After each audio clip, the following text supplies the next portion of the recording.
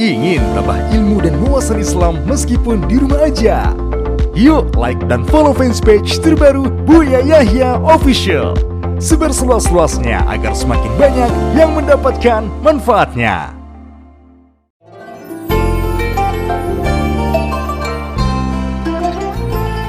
Baik Buya, nampaknya telah masuk satu penelpon kembali. Kita sapa terlebih dahulu. Assalamualaikum. Waalaikumsalam warahmatullahi wabarakatuh. Allahumma sholli ala sayyidina Muhammad wa ala ali sayyidina Muhammad. Allahumma sholli wa barik alaihi. Baik, dengan Bapak siapa dan dari mana? Saya Pak Haji Nur dari Bintaro, Jakarta. Silakan Bapak bisa langsung bertanya kepada Buya Yahya. Alhamdulillah Buya.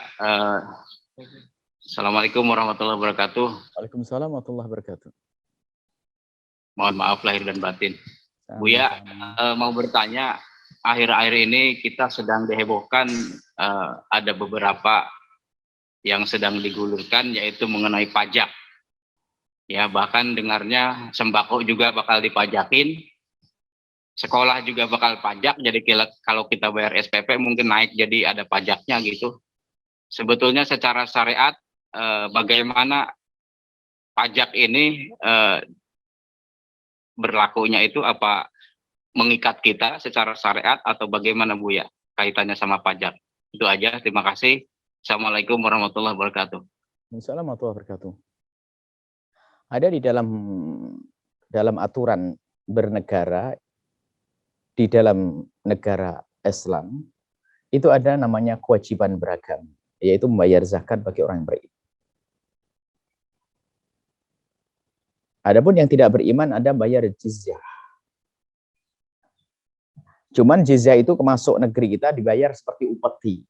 Upeti itu adalah pencikan, bukan itu, bukan seperti upeti. Upeti itu kan adalah misalnya adalah negara kalah perang harus bayar gini, oh enggak begitu.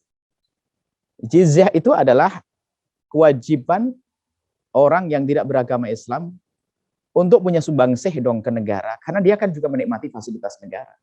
Maka jizyah itu adalah kurang lebih seperti zakat bagi orang beriman. Bahkan jizyah lebih mudah. Kenapa? Kalau zakat nggak boleh seorang imam mengatakan kamu dibebasin untuk zakat, nggak ada. Tapi kalau jizyah bisa, misalnya dilihat ini orang penting dan sebagainya, maka negara mengatakan kamu tidak harus bayar jizyah. Itu sah.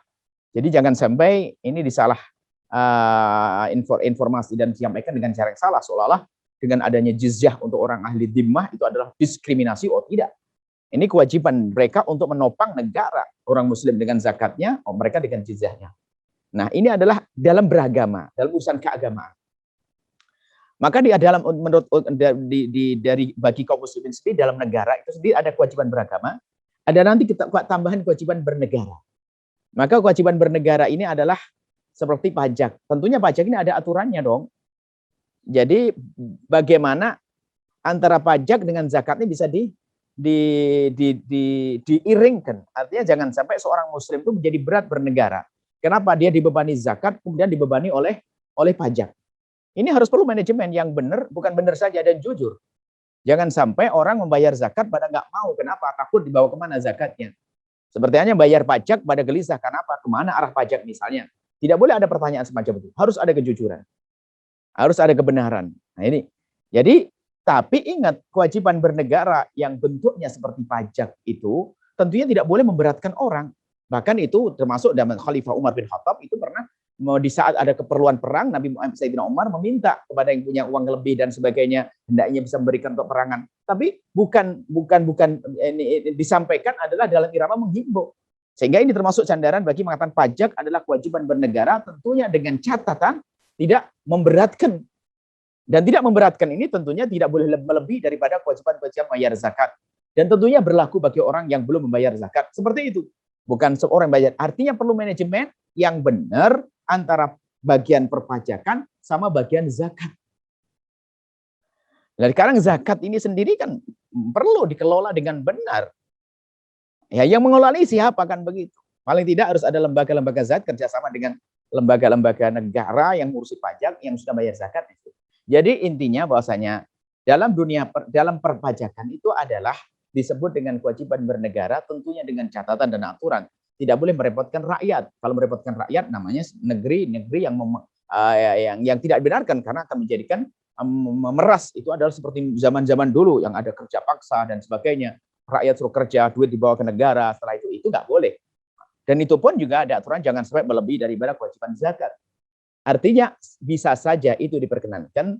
Yang namanya pajak itu tentunya dengan aturan yang dibahas oleh para ulama. Bukan semuanya harus kena ini, itu. Nah, ini permasalahannya apa? Apakah karena dari ulama tidak pernah mencoba masuk, sehingga di kalangan yang ngurusi pajak tidak ngerti yang demikian itu, atau memang dari pihak negara tidak pernah mencoba diskusi dengan ulama? Kalau memang begitu, dua-duanya salah. Semestinya harus ada diskusi antara ulama bagaimana agar seiring antara perpajakan dan badan zakat ini semuanya. Nah, seperti itu, sehingga umat Islam ini tidak terbebani dengan dua beban mengeluarkan zakat, pajak. Sebab zakat tidak boleh digunakan untuk bayar pajak. Nggak bisa. Zakat tidak bisa digunakan untuk bayar pajak. Seperti itu. Artinya bisa saja urusan perpajakan ini akan tetapi dengan catatan yang banyak. Jadi disyaratkan pada zaman Khalifah Umar, yaitu tentang meminta kepada masyarakat untuk biaya peperangan dan sebagainya. Dan arahnya jelas. Nah, sekarang ini kalau arahnya nggak jelas, ya repot. Repot, orang nggak akan percaya. Dia membayar tapi tidak mendapatkannya. Kan sebetulnya kalau di negeri-negeri kapital, negeri liberal, negeri-negeri non-muslim lah, itu memang ada pajak dan kita masuk beberapa negara ya, yang seperti itu memang pajak, dikit-dikit pajak. Cuman memang mereka mendapatkannya, fasilitas di jalan, kendaraan umum, Masya Allah, ada semuanya. Jadi nyaman. Jadi mereka bayar pun juga lega. Nah, apakah kita bisa wujudkan dirinya dikit-dikit pajak, tapi tetap saja nggak jelas arah pajak? Mungkin kita tidak boleh menuduh pemerintah seperti itu, karena kebutuhan negeri kita sangat banyak. Hanya kalau arahnya nggak jelas, ya orang nggak puas dengan membayar pajak itu. Apalagi jika pajaknya telah dengan cara yang salah, berlebihan, merepotkan, membebankan orang, dan tidak berdiskusi antara ahli syariat sama ahli kenegaraan. Ini tidak dibenarkan. Artinya mungkin bisa dimasukkan dalam dunia tidak perpajakan, bisa dihadirkan, akan tapi dengan ketentuan-ketentuan yang banyak. Wallahu a'lam bishawab.